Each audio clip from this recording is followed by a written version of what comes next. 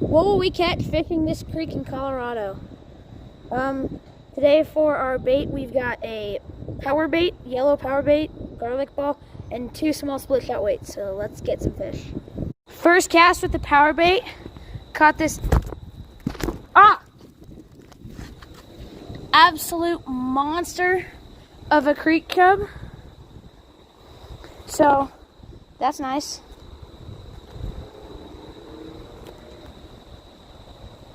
Photos. Alright, so now we're gonna get a release on.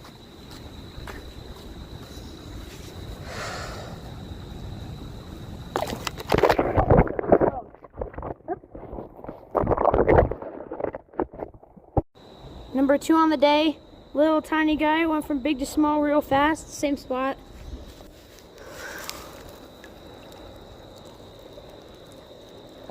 Alright, just caught the 3rd fish of the day. Tiny little creek chub there. Nice colored up guy. There he goes. Be safe, little bud.